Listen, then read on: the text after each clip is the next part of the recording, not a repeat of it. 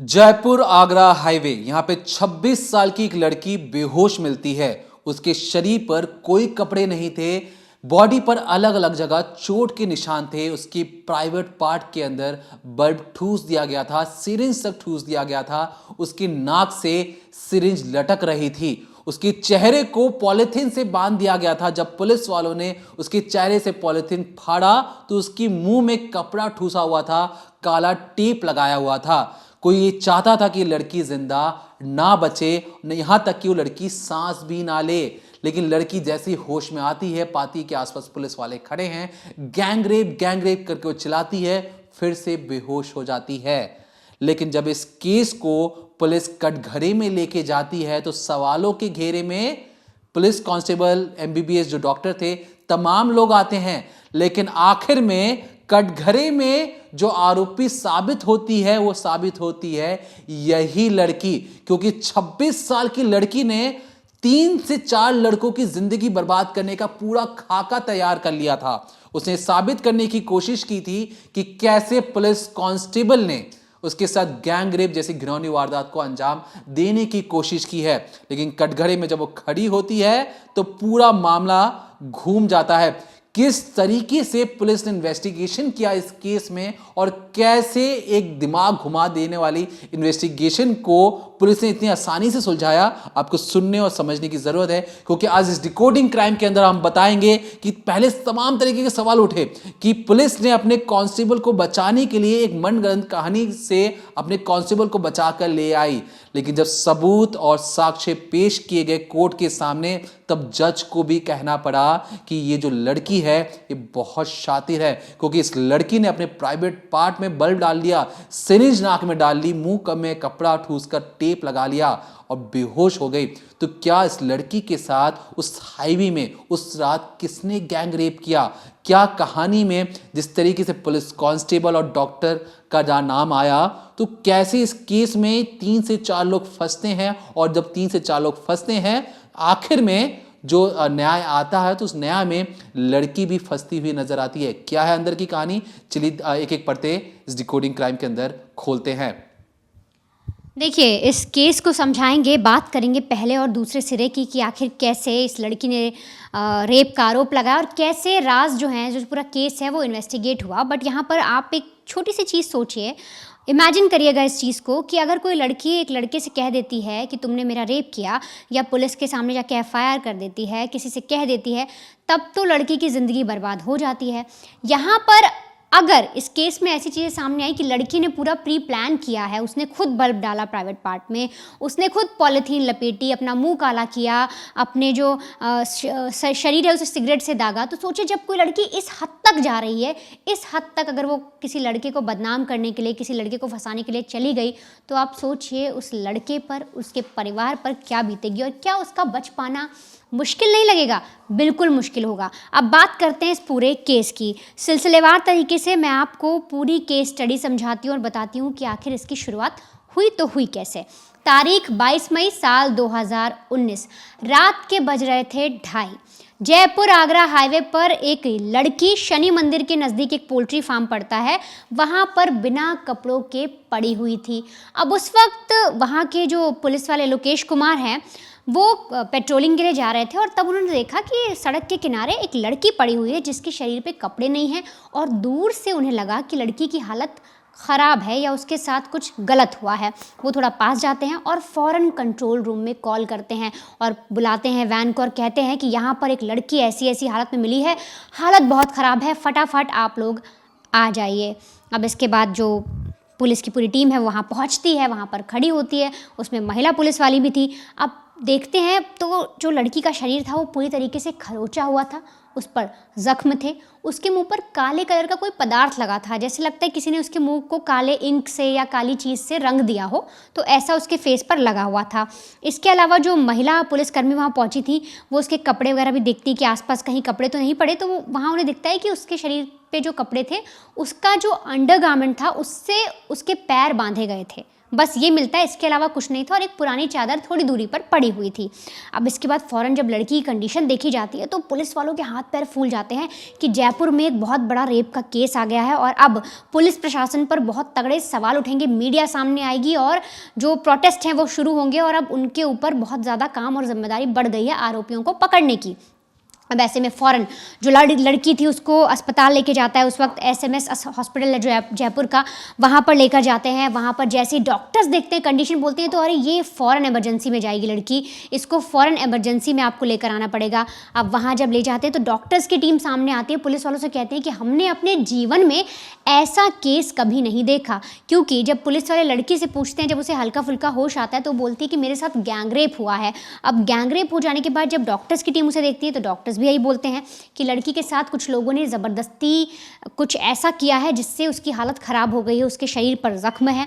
साथ ही साथ उसके प्राइवेट पार्ट में, जैसे दीपक ने बताया कि बल्ब ठूसा हुआ था, उसके शरीर को सिगरेट से दगाया गया था, मुंह पर उसके पन्नी बंधी हुई थी पॉलीथीन और ऊपर से टेप लगा था, मुंह उसका काला भी कर रखा था। तो इस तरीके से जब डॉक्टर्स की टीम ने देखा तो उनकी भी हालत ख़राब थी कि लड़की तो बहुत बुरी कंडीशन में आई है, अब इसको कैसे भी करके बचाना होगा। फ़ौरन इमरजेंसी में एडमिट होती है, उसको दवाई पानी जो भी दी जाती है वो देना शुरू होता है और तभी अचानक कुछ देर बाद लड़की को होश आता है।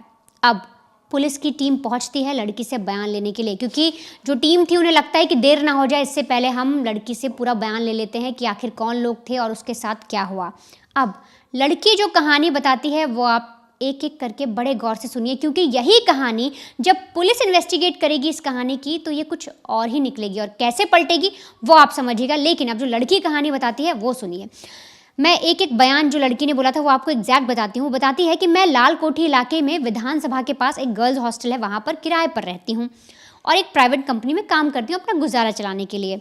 और फरवरी, यानी ये जो पूरा केस है मई का है, और फरवरी में 2019 को उसकी एक मुलाकात होती है एक लड़के से जो मानवाधिकारी आयोग का अपने आप को बताता था कि वो मानवाधिकारी यानी ह्यूमन राइट्स में काम करता है और वहाँ पे उसकी कोई जॉब है। अब इसकी उस लड़के से दोस्ती हो जाती है। इसके बाद वो पुलिस से बताती है कि धीरे धीरे वो मुझे बताता है कि उसे कुछ पैसों की ज़रूरत है और ऐसा करके वो मुझसे 45,000 रुपये ले लेता है। कुछ दिन बाद मुझे पता लगता है कि वो झूठ बोल रहा था और तब मैं उस लड़के से अपने पैसे वापस मांगती हूँ तो वो मना करता है कि उसके पास पैसे नहीं हैं। अब जब मैं ज़्यादा ज़िद करती हूँ तो वो मेरा नंबर ब्लॉक कर देता है। यहाँ तक लड़की ने बताया। पुलिस ने जब आगे पूछा तब लड़की एक और कहानी बनाती है। वो बोलती है कि अब मुझे पैसे लेने थे, इसीलिए मैं रात को करीब 9 बजे उस रोड पर गई थी मंगल विहार इलाके में और वहाँ पर मैं उसके घर पहुँचती हूँ और मैं उससे एक रिकॉर्डिंग सुनाती हूँ उसकी फैमिली को कि देखिए उसने मुझसे पैसे लिए थे, अब वापस नहीं कर रहा है। इस तरह की एक रिकॉर्डिंग सुनाती हूँ अब उसके परिवार वालों को भी।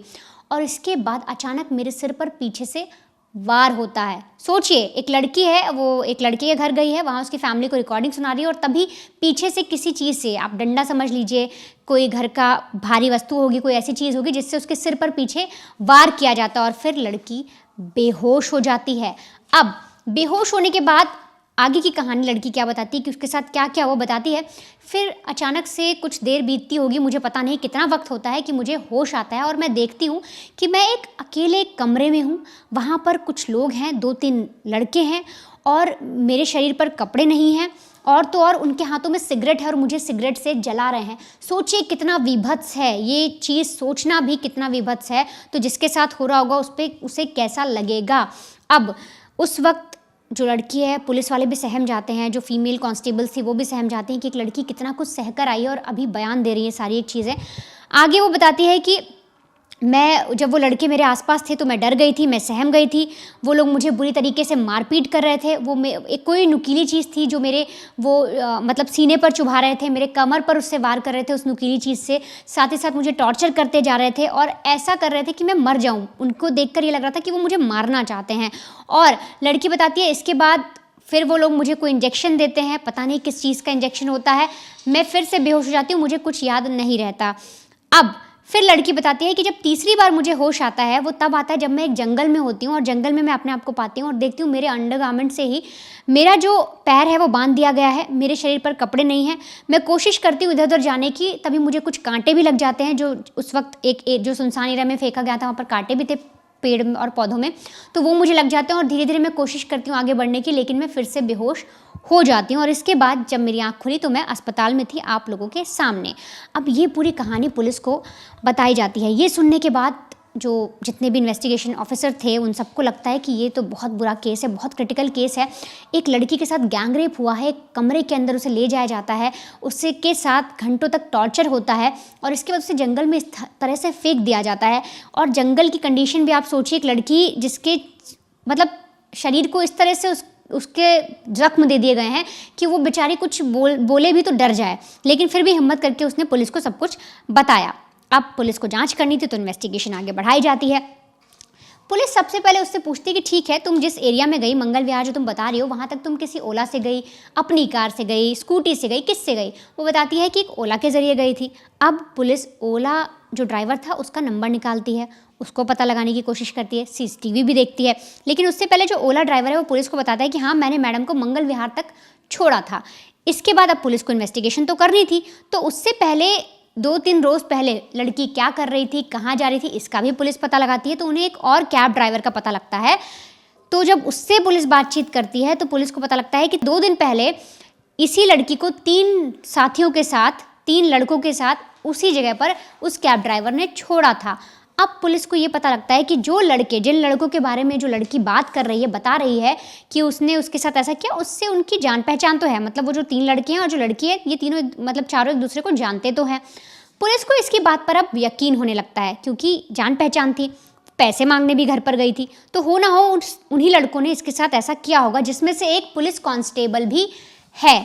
अब पुलिस को जब कांस्टेबल के बारे में पता लगता है कि एक कांस्टेबल भी इसमें शामिल है, तो फौरन लड़की से पूछताछ की जाती है, सारे उनके हुलिये निकाले जाते हैं, हर एक चीज़ निकाली जाती है और तीनों लड़कों को, जो तीनों शख्स थे इस पूरे केस में इन्वॉल्व, जिन्होंने ऐसी क्रूरता की थी लड़की के मुताबिक, उन्हें पुलिस डिटेन करती है, उनसे पूछताछ की जाती है और तो और धाराएँ भी लगाती है। 376D गैंग रेप जो IPC की धारा थी, अननेचुरल सेक्स 377 और इसके अलावा हत्या का प्रयास 307 भी लगाती है और ऐसे अन्य तमाम जो भी धाराएँ हैं वो सब लगाकर केस रजिस्टर कर लेती है उन लोगों के खिलाफ। अब यहाँ तक तो आपने पूरी कहानी समझ ली, लेकिन अगर मैं आपसे कहूँ कि एक लड़की ने खुद ही अपने चेहरे पर काला पदार्थ लगाया, अपने प्राइवेट पार्ट में बल्ब डाला, अपनी नाक में सिरिंज डाली, अपने आप को सिगरेट से जलाया, अपने चेहरे पर पन्नी डाली, खुद ही रेंगते हुए सड़क पर गई, खुद ही कांटे चुभाए, खुद ही चद्दर को एक साइड फेंका और खुद ही अपने जो कपड़े थे उसके जो बचे थे उसके ज़रिए उसने अपने पैर बांधे, तो क्या आप यकीन करेंगे? किसी को यकीन नहीं होगा, क्योंकि जब ये पूरा केस इन्वेस्टिगेट होकर सामने आता है तो पुलिस की भी हवाइयाँ उड़ जाती है और पुलिस को लगता है कि वो किसी लंबे केस में फंसने वाले थे, एक बहुत बड़ी गलती करने वाले थे 3 लोगों को जेल में डालने के बाद। अब आप समझिए, इस पूरे केस में अब आपको जानना ज़रूरी है कि आखिर लड़की के साथ रेप हुआ या नहीं हुआ। रेप किया तो क्या उन 3 लड़कों ने किया? साथ ही साथ उस पुलिस कांस्टेबल की भूमिका क्या थी? कौन है वो पुलिस कांस्टेबल और कैसे इस पूरे चक्कर में फंसता चला गया? और तो और सबसे इम्पॉर्टेंट है CCTV फुटेज। आखिर पुलिस ने CCTV फुटेज में ऐसा क्या देख लिया जिसके बाद पुलिस को उस लड़की पर ही आरोप लगाने पड़ गए? देखिए वनिता ने आपको वो सारी बातें बताई जब हॉस्पिटल बेड पर लेटे लेटे यही लड़की राजस्थान पुलिस को एक एक बारीक डिटेल बता रही थी, कब उसके साथ गैंगरेप हुआ, कब वो किस वक्त कहाँ पर थी। अब जब पुलिस वाले जब बातचीत करते हैं, हर एक चीज़ को डायरी पर नोट किया जाता है और जांच की जाती है। अब मैं आपको क्या बताने वाला हूं, मैं आपको ये बताने वाला हूं कि पुलिस इन्वेस्टिगेशन किस तरीके से करती है। अब पुलिस ने किसी से बातचीत किया, बारी थी उस टेक्निकल एविडेंस के ज़रिए, क्योंकि लड़की के शरीर पर जिस तरीके के चोट दिख रहे थे, बल्ब डाला हुआ था, प्लास्टिक की पन्नी थी, तो लड़की की बातों में आकर पुलिस को लगा कि लड़की बिल्कुल सच बोल रही है।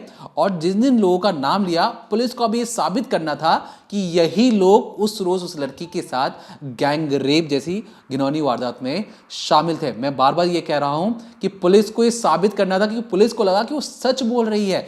किसी के दिमाग में नहीं पता था कि जो लड़की है उसके शैतानी दिमाग के पीछे क्या प्लानिंग और प्लॉटिंग है। अब होता क्या है, 21 मई 2019 को इस लड़की के साथ कथित तौर पर गैंग रेप जैसी घिनौनी वारदात होती है। बेहोश हालत में मिलती है सड़क किनारे, एक नेशनल हाईवे के किनारे।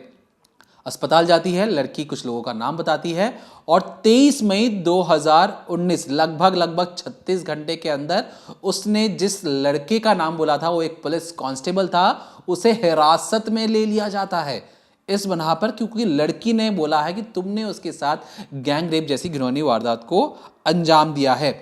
अब क्योंकि पुलिस अपना इधर काम कर रही है, अब पुलिस ने सारी चीज़ें पता कर ली थी लड़की से। अब लड़की हॉस्पिटल में धीरे धीरे रिकवर हो रही थी। इधर पुलिस अपनी जांच कर रही थी, उन्होंने आरोपियों तक पहुंचने की कोशिश कर रही थी।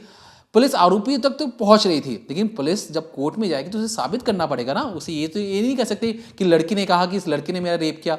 पुलिस को ये साबित करना था कि ये जो लड़के हैं जिनका नाम लिया गया है ये उस वक्त उसी इलाके में मौजूद थे।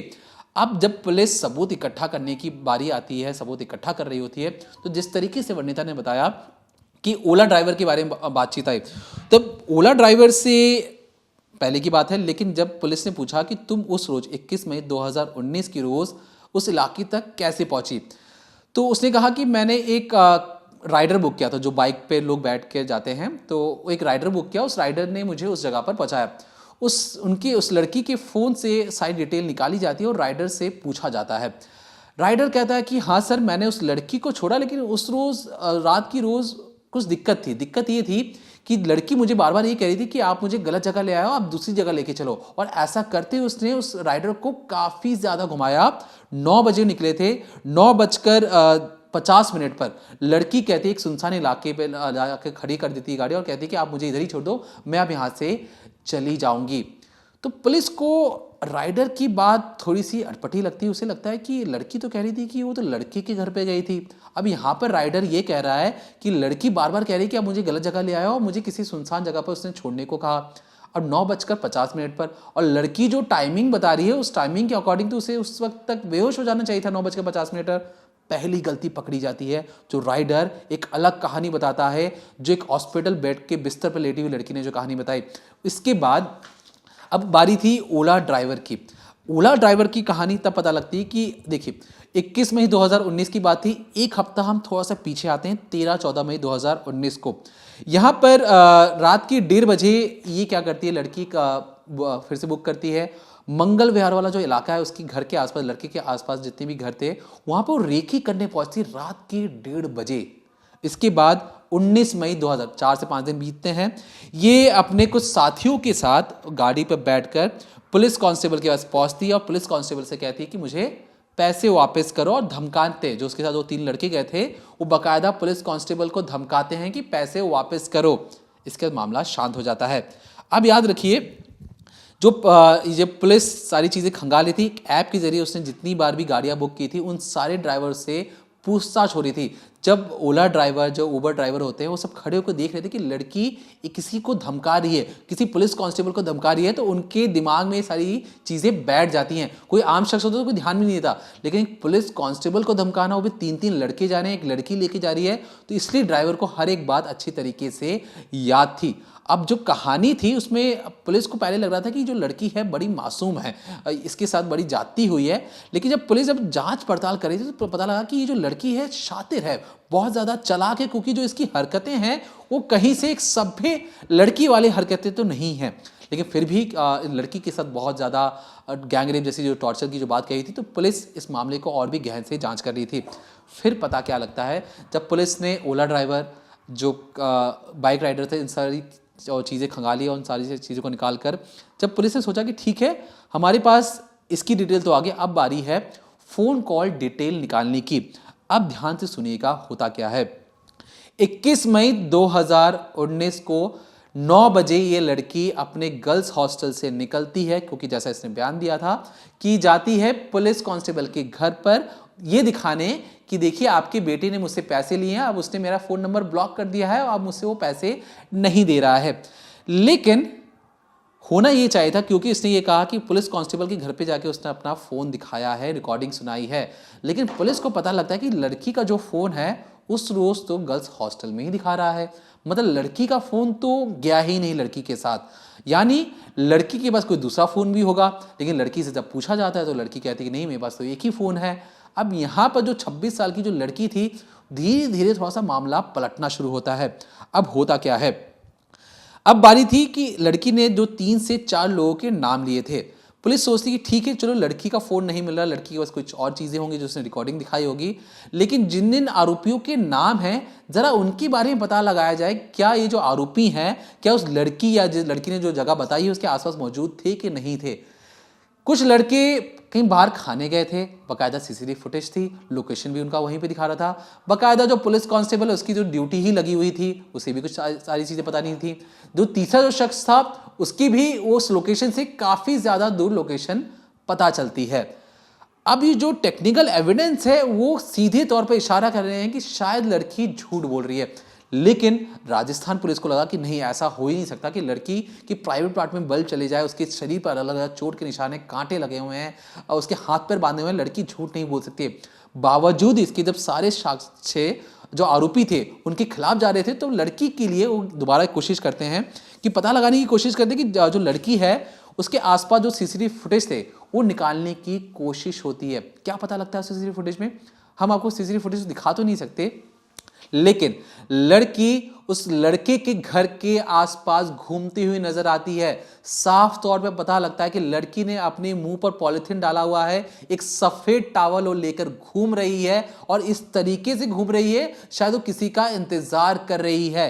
इसके बाद ये लड़की खुद ही एक सुनसान सड़क पर जाती है, अपने कपड़े फाड़ती है, कपड़ों को अलग करती है, अपने ही अंडरगारमेंट से खुद के पैर बांधती है, कांटों पर लोटती है, सड़क पर घसीटती है, जानबूझकर दिखाने की कोशिश करती है कि उसके साथ गैंग रेप जैसी घिनौनी वारदात को अंजाम दिया गया है।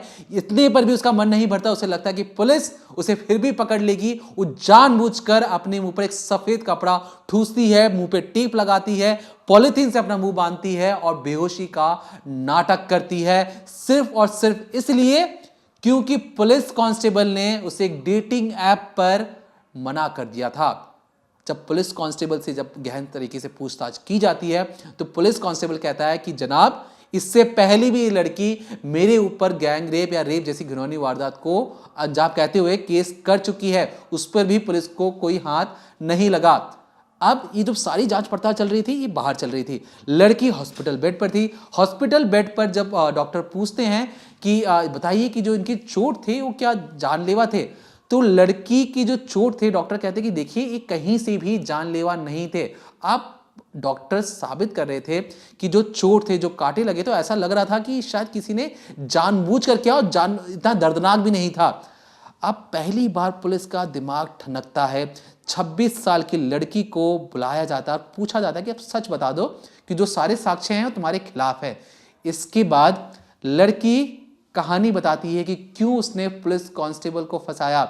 दरअसल उसका कहना था कि जो लड़की की मां है उस पुलिस कांस्टेबल को बहुत ज्यादा पसंद करती थी, लेकिन लड़के ने कुछ दिन बात करने के बाद शायद उस लड़की को समझा कि सनकी है और इसलिए उसे छोड़ दिया, उसका नंबर ब्लॉक कर दिया, उससे बातचीत बंद कर दी और इसलिए उसे लगा कि इस पुलिस कांस्टेबल को फंसाना चाहिए। इसलिए उसने पुलिस कांस्टेबल पर रेप जैसे घिनौनी वारदात का अंजाम देते हुए उस पर केस किया। लेकिन जब उसे पता लगा कि पुलिस कांस्टेबल तो अभी जेल नहीं गया है, इसलिए उसने सोचा कि इस बार एक ऐसा प्लान बनाया जाए जिसमें ये जो कांस्टेबल है कभी बाहर ना आ पाए। इसलिए उसने उस पर गैंग रेप का केस किया और जानबूझकर दिखाने की कोशिश की कि उसने उस पर टॉर्चर भी किया है।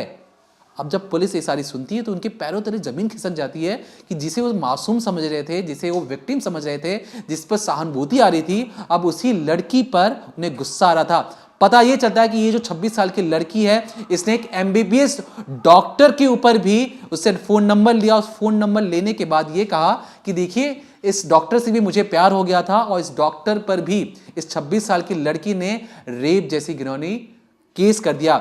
लेकिन डॉक्टर ने समय रहते हुए पुलिस के सामने जाके कंप्लेन की, तब जाकर वो उससे बच पाया। यहां तक कि जब सारा मामला समझ में आता है तब कोर्ट में जब सारी चीज़ें जाती हैं तो कोर्ट में जो जज साहब ये कहते हैं कि देखिए ये जो सारी जो चीज़ें थी बिल्कुल गलत थी, लेकिन यहाँ पर जो सबसे ज़्यादा गलत किसके साथ हुआ, उस पुलिस कांस्टेबल के साथ हुआ, क्योंकि ना उसकी बहाली हो पाई, उसकी नौकरी भी चली गई। अब जब केस में पता लग गया कि वो झूठा फंसाया गया है, इसके बाद भी अब तक जब तक हम वीडियो रिकॉर्ड करें कुछ उसकी नौकरी भी नहीं लग पाई है, उसकी नौकरी चली गई है, फिलहाल बाहर है। यहाँ तक कि इस लड़की ने 3 से 4 लड़कों को फंसाने की कोशिश की थी। राजस्थान पुलिस चैन की सांस लेती, उन्हें लग रहा था कि कोई लंबा फंस सकते थे, 3 से 4 लड़के लंबे झूठे मुकदमे में फंस सकते थे, लेकिन उनकी जांच सफल हुई और इस जांच में पता लगा कि लड़की ने जानबूझकर ने लड़कों को फंसाया है।